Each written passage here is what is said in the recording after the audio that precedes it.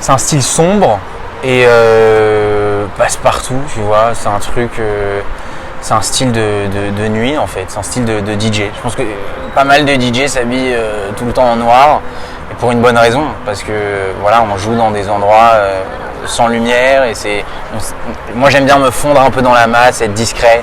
J'aimerais pas avoir quelque chose de flashy que tout le monde regarde. Parce que déjà t'es sur scène, donc les gens sont en train de te regarder. Si t'avais un truc extravagant, ça me gênerait un peu, tu vois. Donc, ok, voilà. donc tu me dis qu'en général, le style des DJ, c'est de pas être extravagant, quoi. De pas forcément se mettre en avant par son style vestimentaire. Pas tous. Je sais qu'il y a beaucoup de DJ, il y a des blagues même sur internet où tu vois que les DJ mettent que du noir tout le temps. Moi je pense que ça a à voir avec c'est l'ambiance club, l'ambiance boîte de nuit. Donc le Tudrag, contrairement à la marque, il a un petit peu plus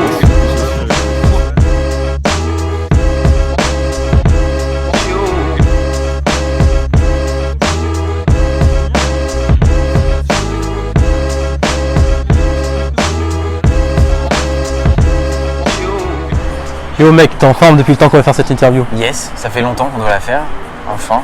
Et pourquoi tu nous as emmenés ici aujourd'hui? Alors aujourd'hui, je vous emmène ici parce que c'est la résidence que je fais 3 fois par mois, les samedis, au Fluctuart. Et c'est une résidence où j'invite des DJ, j'invite des collectifs, des musiciens live. Et je mixe aussi, je me produis aussi ici. Voilà. Et c'est quoi le Fluctuart? Le Fluctuart, c'est le premier centre d'art urbain flottant à Paris. Donc on peut retrouver des œuvres de Banksy, d'Invader, de Shepard Fairey. C'est basé sur le street art. Parce que j'ai vu qu'à la Starlane, lui, était compositeur et pas seulement DJ. Quelle est la différence entre ces deux métiers? Alors, DJ, c'est mixer des sons. Alors, quand je suis DJ, je mixe mes propres sons. Mais DJ, c'est du live. Ça veut dire que voilà, je vais mixer en boîte de nuit, je vais mixer dans des festivals, dans des clubs. Je vais pas toujours mixer ma propre musique, mais ça n'a rien à voir. Composer, pour moi, c'est je produis ma propre musique, comme un beatmaker ou comme un musicien. Mais est-ce qu'il y aurait une différence entre ton style de DJ et ton style dans la vie de tous les jours? Non, encore, c'est le même style. Je m'habille toujours pareil. Je m'habille comme ça quand je vais faire des courses. Je m'habille comme ça quand je mixe. Enfin voilà, je m'habille toujours comme ça. Je change jamais de style quand je mixe. Pas encore. Ok, donc peut-être qu'un jour ça viendra. T'essayes pas d'adapter par exemple à ton public. Tu penses qu'ils attendent quelque chose de toi vestimentairement? Non, pas du tout. Eux, c'est vraiment la musique. Hein. Enfin, tu viens. Je sais pas si. Je pense que d'autres gens auront. Des opinions différentes. Il y a des DJ qui ont leur propre marque, il y a des DJ qui s'habillent d'une certaine façon et on les reconnaît. Moi, je viens pour la musique. Et j'ai envie que les gens viennent pour la musique. Donc, non. Est-ce que toi, tu fais attention au style vestimentaire qu'a ton public? Est-ce qu'il change selon les endroits, selon les typologies, les quartiers? Ouais, ça dépend. Voilà, ma première date que j'avais fait de ma vie, qui était une date que j'ai fait avec Victory, c'était à Neuchâtel en Suisse, dans une rave, tu vois, dans une forêt. Donc bien sûr les gens étaient habillés complètement différemment, relax, ils venaient comme ça. Mais c'est vrai que j'ai fait beaucoup de dates à Paris, dans des lieux un peu sélects et aussi pour des soirées Fashion Week, où bien sûr les gens ont un style particulier que j'apprécie aussi. Enfin j'aime les deux styles, tu vois. Moi tout me va en tout cas. Ok, est-ce que toi tu adaptes ta musique au style des gens que tu rencontres? Est-ce que selon ton public tu adaptes ta musique ou jamais? Oui, ouais. J'adapte plutôt ma musique à la taille de la salle. Je pense que comme tout DJ, tu mets pas la même chose en festival de 10 000 personnes que tu vas jouer au Fluctuart par exemple, où on va être 150 max, tu vois. C'est un truc beaucoup plus intimiste. Je vais jouer des trucs beaucoup plus funky. Alors que quand tu joues en festival, même si tu joues à midi, il faut taper direct. Il faut que les gens te voient. Les gens ils sont assis, il faut qu'ils se tournent, il faut qu'ils aient envie de se lever. Il y a plein d'artistes qui passent. Là, je suis tout seul. Les gens, ils ont envie de s'amuser. Donc, je mets le style de musique que j'ai envie de faire. Ok, et maintenant, petit moment de confidence.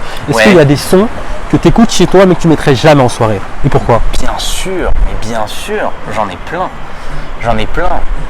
Des sons que je pense même ma copine trouve un peu ridicules et tout. Ouais, il y a plein de trucs.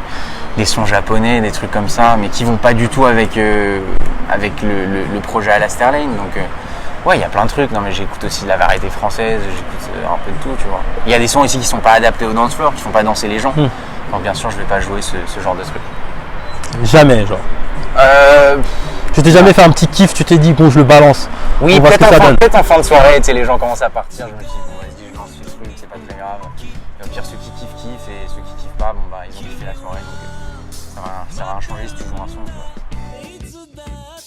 On m'a dit que tu étais genre un omnibulé parfois de la mode et si tu aimais vraiment un vêtement, tu étais capable de le remettre, tu vois, vraiment de manière j'ai l'impression incessante. que je sais qui vous a dit ça.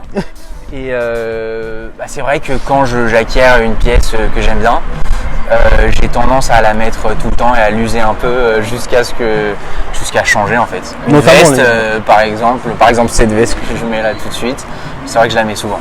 Ok. C'est bien que tu rebondis sur ça. Est-ce que tu peux nous parler de ton style vestimentaire d'aujourd'hui et pourquoi tu t'es habillé comme ça? Ouais, ok. Cette veste, c'est une veste que j'ai achetée à un pote. C'est Alexander Wang et elle m'a plu. À la base, en fait, c'était une soirée que je devais faire avec lui pour Fashion Week. Et il m'a dit, mec, c'est Fashion Week, tu peux pas t'habiller comme ça, vas-y, je te prête une veste. J'ai mis cette veste-là. Au final, lui, il ne la mettait pas. Il m'a dit qu'il ne la mettait plus. Je lui ai dit, je peux te l'acheter. Je lui ai acheté le quart du prix et tout. Donc, j'étais assez content. Et voilà l'histoire de cette veste que du coup, maintenant, je mets très souvent. Après, mon t-shirt, Maison Héros. C'est des potes. On a fait une soirée avec eux la semaine dernière. C'est très bien passé. Sinon, c'est un peu dans la musique avec moi aussi. Donc, entre parenthèses, leur disque. Je suis DJ résident pour tout ça. Voilà. Donc allez regarder sur Instagram. Du coup là on est avec le funk, c'est ça ton nom? Exactement ça. Pourquoi le funk? Parce que j'aime beaucoup un genre de musique qui est plus dans mon monde, qui s'appelle la funk. Ok. Et tu dirais comment la funk un peu rapidement? C'est quoi les ambiances, les inspirations?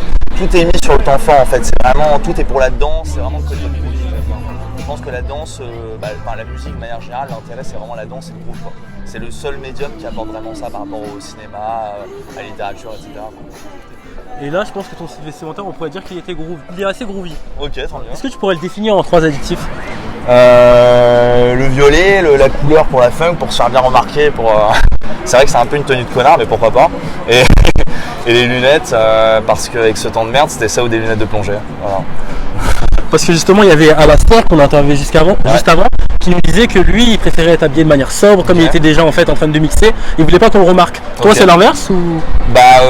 J'avoue qu'il y a une partie de moi qui veut se faire remarquer, mais c'est aussi même peut-être pour mettre, ça dépend ce que tu mixes je pense. Quand tu fais de la funk, il y a vraiment ce côté où tout le monde est très extravagant, tout le monde donne de soi-même. Je pense que le DJ doit donner une partie de lui-même aussi.